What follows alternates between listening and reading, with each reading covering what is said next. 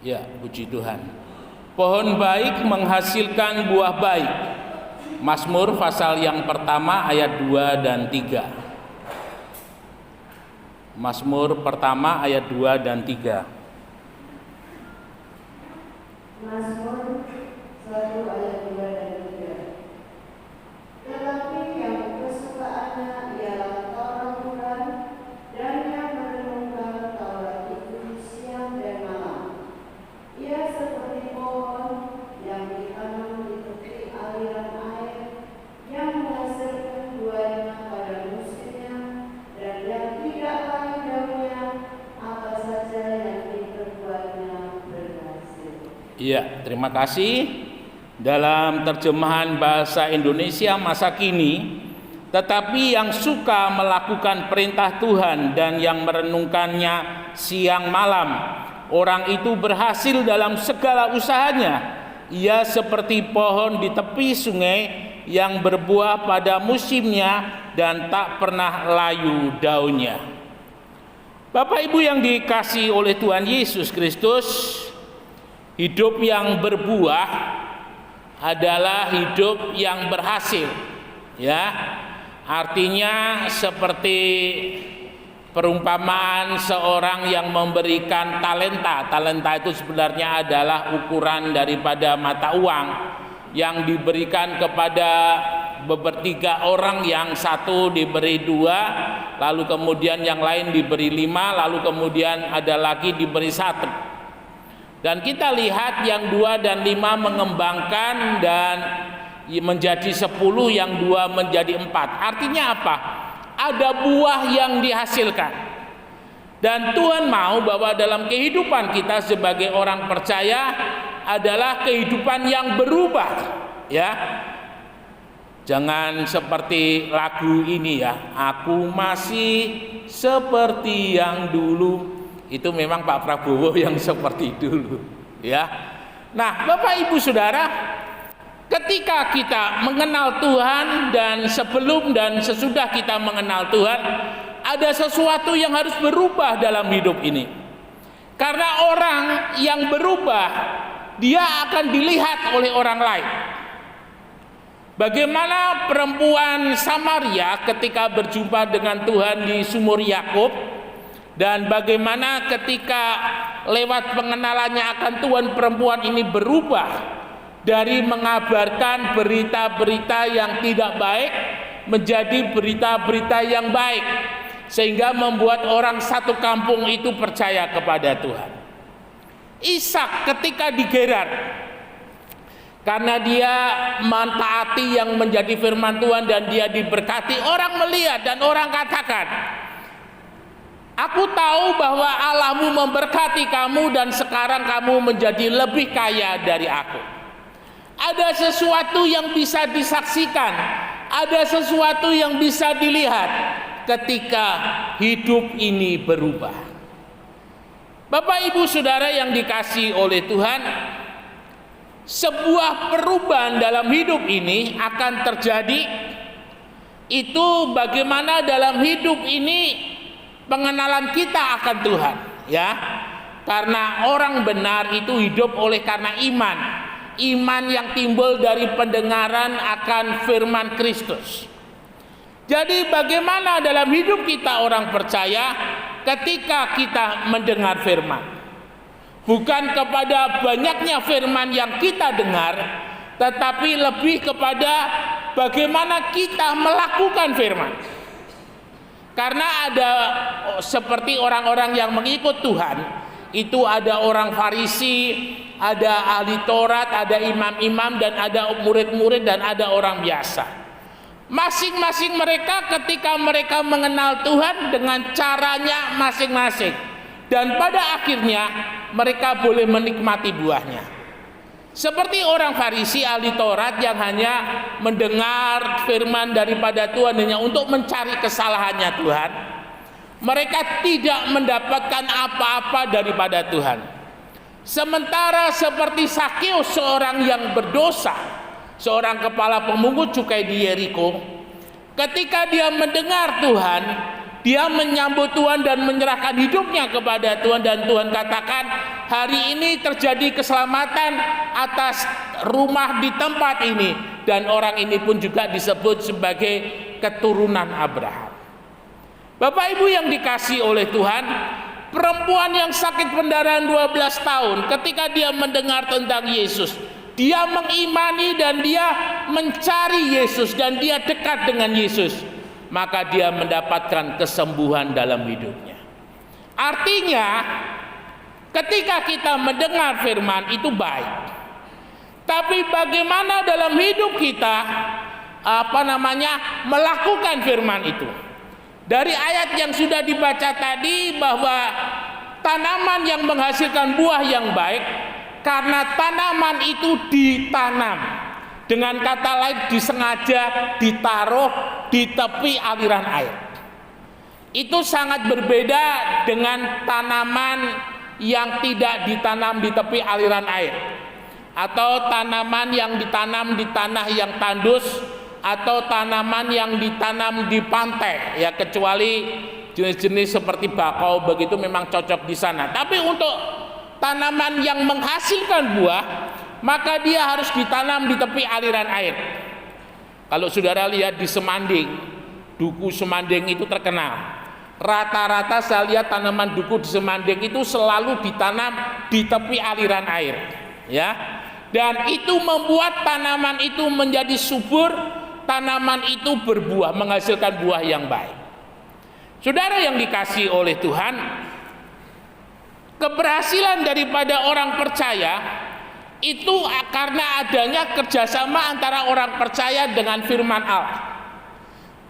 Ketidakberhasilan daripada orang percaya oleh karena dia kerjasama dengan ketidakpercayaan akan firman Allah. Jadi ketidakpercayaan akan firman Allah itu akan membuat dalam kehidupan kita gagal. Tapi kerjasama dengan kebenaran firman Allah itu akan membuat dalam hidup kita berhasil. Seperti Roma 8:28 dikatakan Allah turut bekerja. Allah itu adalah firman. Ketika kita bekerja sama dengan firman Allah, maka apapun yang kita kerjakan itu akan berhasil.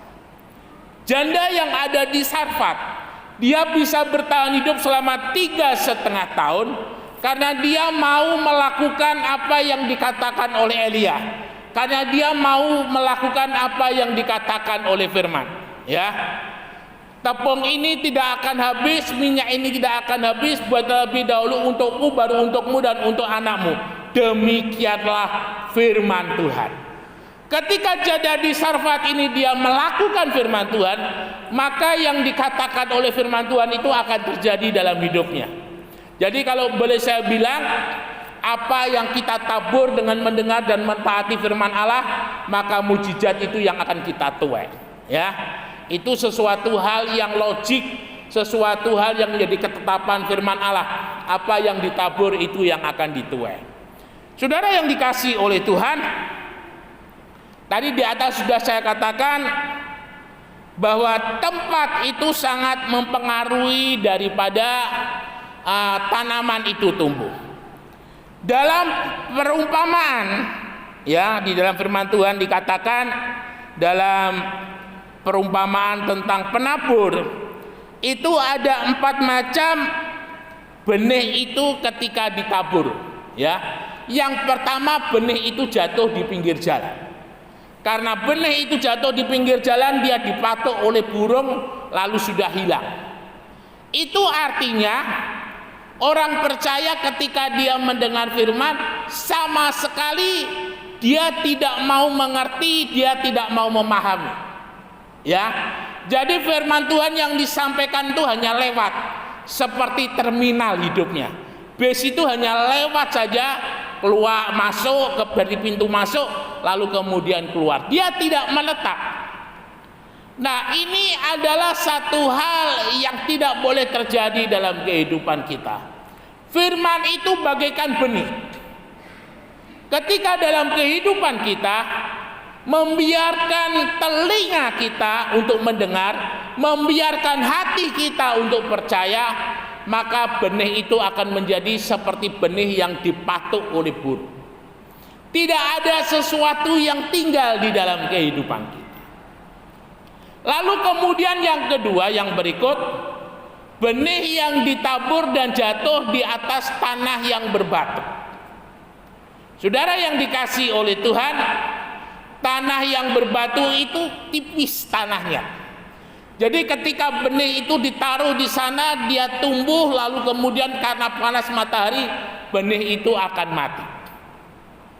Ada orang percaya ketika dia mendengar firman Allah itu dia pilah-pilah mana firman yang cocok dengan keinginannya, yaitu dia amini, firman Tuhan yang dia tidak cocok dia tidak amin. Padahal kalau kita mau boleh bilang firman Allah itu ada dua sisi, ya. Sisi yang menurut sisi yang bisa kita cocok dengan keinginan kita, dan sisi yang tidak cocok dengan kehidupan kita. Maaf, kadang firman Tuhan, pengajaran itu sesuatu hal yang tidak terlalu disukai. Mengapa? Karena di dalam pengajaran itu membuat orang yang mendengar disiplin, ya. Dia sedang didisiplin, dia sedang dididik, dia sedang ditunjukkan kesalahannya seperti apa. Dan firman Tuhan menjadi counter, firman Tuhan menjadi cermin yang menunjukkan, loh ini loh ada abu di dahimu, loh ini loh ada kotoran di mukamu. Firman itu menunjukkan supaya apa? Supaya kita mau membersihkan, supaya kita mau dibersihkan. Tapi kadang ada orang dia tidak mau seperti itu, dia tidak mau dikontrol, dia tidak mau ditunjukkan kesalahannya apa. Orang-orang Farisi dan ahli Taurat ketika Yesus hadir, mereka sangat memusuhi Tuhan, karena Tuhan selalu menegur kesalahan mereka, karena Tuhan selalu menunjukkan dosa-dosa mereka. Itu yang menjadi satu alasan mengapa Yesus disalib pada masa itu. Dan kita lihat apa yang diterima oleh orang-orang Farisi, ahli Taurat, orang-orang Yahudi pada waktu itu. Tahun 70 ketika tembok Yerusalem dihancurkan oleh Jenderal Titus, mereka terserak-serak ke seluruh dunia.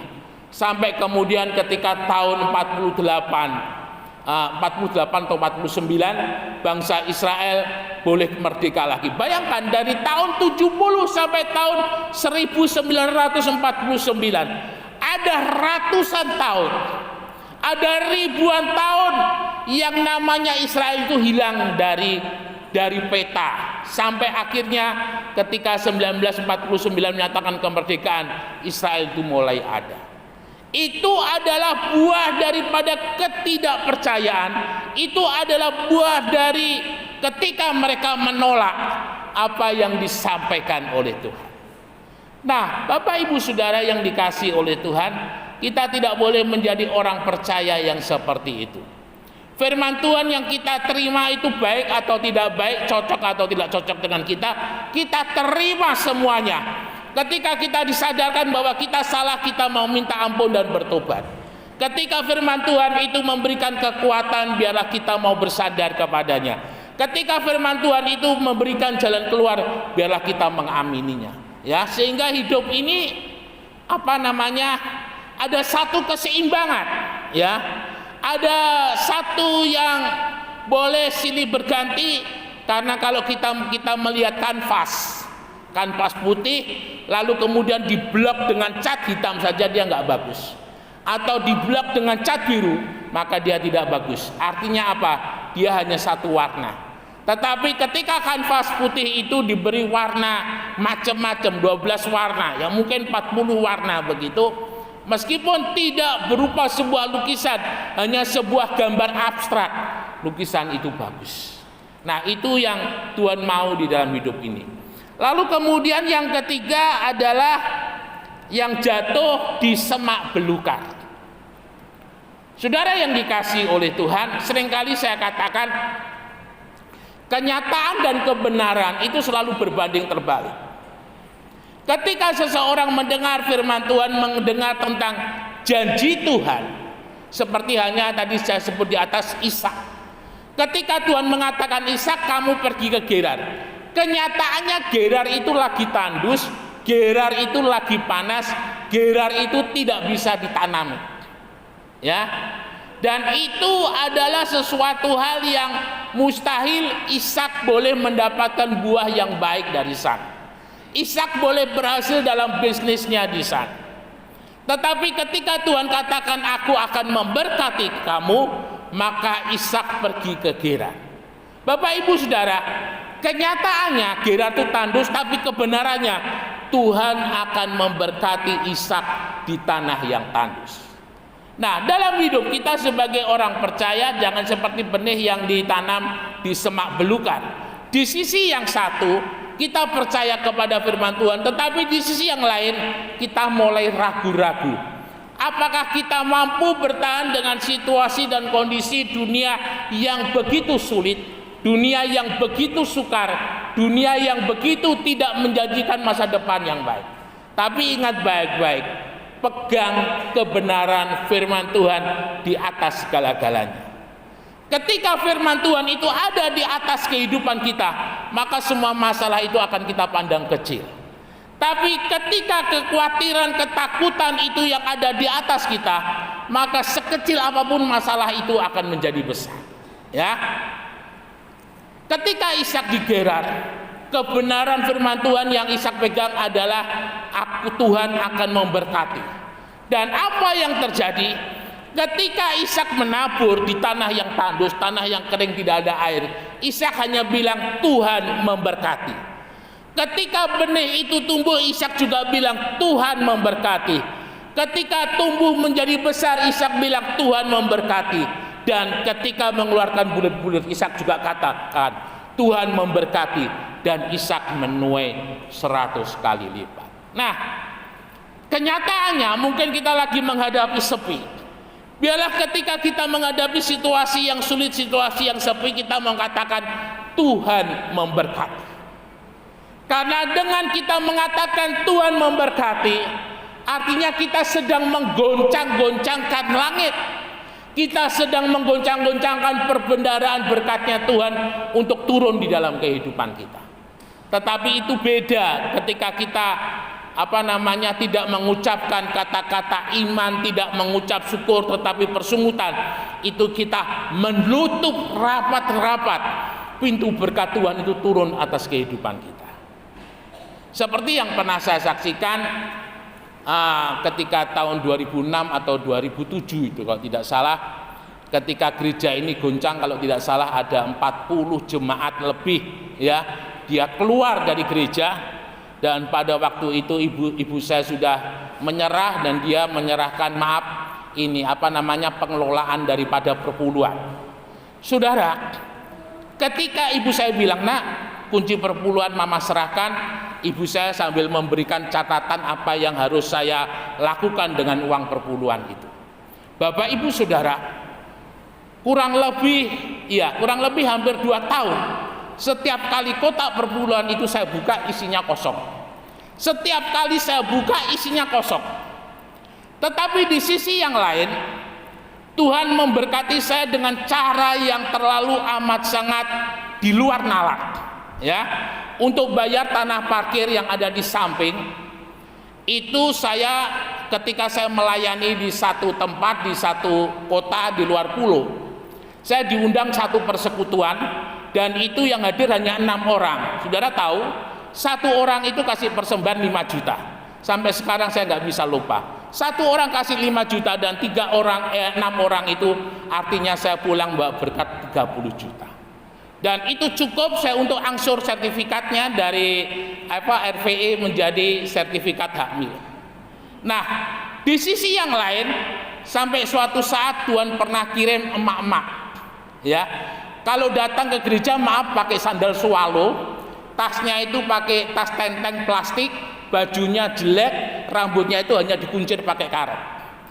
Saya suatu saat tiba-tiba menjadi begitu terkejut ketika hari Kamis saya buka, ya, kotak perpuluhan, itu ada perpuluhan 2 juta. Lalu kemudian berikutnya itu ada lagi 1 juta. Itu sampai kalau tidak salah berlangsung 2 tahun. Sampai dan saya tahu bahwa tidak ada yang memasukkan perpuluhan di hari Kamis kecuali mamah itu. Sampai akhirnya kurang lebih sekitar 2 tahun atau 3 tahun mama itu pamitan, dan saya tanya, "Loh, mama mau kemana?" "Saya mau ke Florida, saya mau ke anak saya." Jadi rupanya mama itu selama ada di Tuban, dia disupport oleh anaknya dari US, dari Amerika, ya.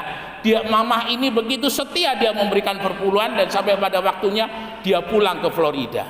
Nah, saya dalam hati saya bilang, seperti malaikat tak bersayap yang Tuhan kirim. Nah, seperti itu saudara. Jadi dalam hidup ini ketika kita menyerahkan kepada Tuhan, bukan kepada maunya kita, caranya Tuhan, tetapi kita mau menyerahkan dengan maunya Tuhan dan caranya Tuhan untuk menolong, caranya Tuhan untuk memberkati. Karena ketika Tuhan memberkati dalam kehidupan kita, caranya itu nggak pernah kita duga, ya. Orang siapa itu tidak pernah kita duga. Karena Tuhan boleh memakai siapapun untuk menjadi penolong bagi kita. Tuhan bisa pakai siapapun untuk memberkati dalam kehidupan kita. Nah, ini adalah kebenaran firman Tuhan, ya. Jadi ketika kita percaya kepada Tuhan, apapun masalah dan persoalan yang kita hadapi, Tuhan terlalu sanggup untuk menolong, Tuhan terlalu sanggup untuk memberkati. Yang penting dalam kehidupan kita mempunyai iman. Orang yang punya iman itu punya pengharapan. Orang yang punya iman itu punya masa depan. Orang yang punya iman itu punya mujizat. Karena apa? Karena ketika kita beriman, kita sedang melibatkan Tuhan. Ketika kita beriman, kita memberikan hidup ini dikendalikan oleh Tuhan.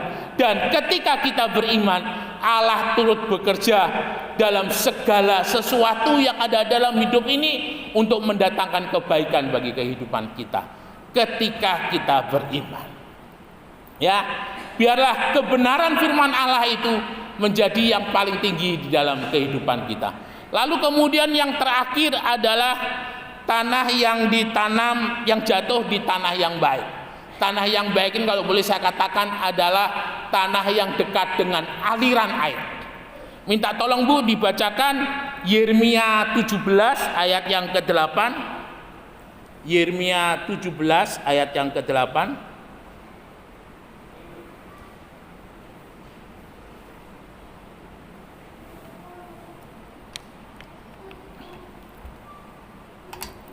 Yeremia 17 ayat yang ke-8.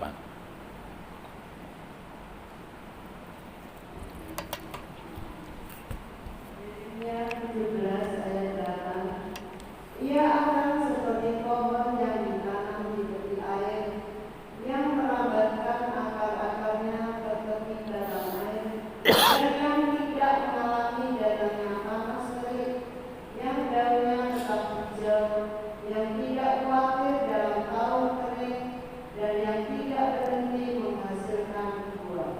Ya, dalam bahasa Indonesia masa kini dikatakan, ia bagaikan pohon di tepi sungai yang mengalir, akarnya merambat sampai ke air. Ia tak takut musim kemarau, daun-daunnya selalu hijau. Sekalipun negeri dilanda kekeringan, ia tak gelisah, sebab ia selalu menghasilkan buah. Satu-satunya tanaman buah yang tumbuh di padang pasir itu adalah tanaman kurma. Ya, sebentar lagi bulan puasa ada banyak kurma, dan kurma itu menjadi salah satu buah kesukaan saya. Nah, Bapak Ibu Saudara yang dikasihi oleh Tuhan, kurma ketika ditanam itu unik. Jadi ketika bijinya ditanam, maka bijinya itu ditutup dengan batu. Ya. Mengapa? Kurma itu tidak tumbuh tunas dulu, tetapi kurma itu akarnya mencari air lebih dahulu. Ya. Jadi kita tahu kalau di padang pasir itu ada ada oase gitu, ada seperti sumur begitu, lalu seperti ada danau-danau kecil begitu yang ada di sana. Dan kurma itu dia akarnya mencari air lebih dahulu. Setelah akarnya itu nggak tahu entah dalamnya itu berapa meter, mendapatkan air, barulah dia mengeluarkan tunas. Jadi tunas itu tumbuh karena ditopang oleh akar yang sudah dapat air, dan itu membuat pohon kurma menjadi satu-satunya pohon yang berbuah yang bisa tumbuh di padang pasir.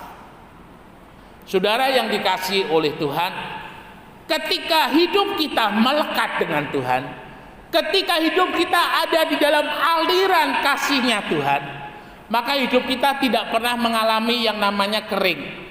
Hidup kita tidak pernah mengalami yang namanya kekeringan. Hidup kita akan terus mengeluarkan buah. Hidup kita akan terus berbuah. Hidup kita akan terus diberkati oleh Tuhan. Meskipun sesekali waktu, ya, dalam hidup ini ada angin, ada badai, tapi akar kita kuat melekat dengan Tuhan, kita nggak akan goyah.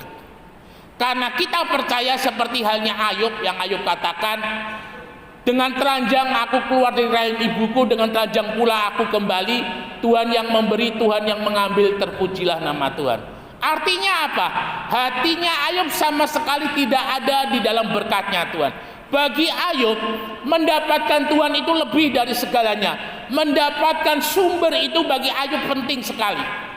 Nah, pagi hari ini Bapak Ibu Saudara, biarlah hidup kita selalu melekat kepada sumber kehidupan ini. Karena hidup ini, ketika kita melekat kepada sumbernya hidup ini, kita nggak pernah takut, kita nggak pernah khawatir, kita tidak pernah gelisah dengan bergantinya musim. Tapi karena kita melekat kepada sumber hidup ini selalu optimis, ya. Hidup ini selalu punya keyakinan, hidup ini selalu punya pengharapan.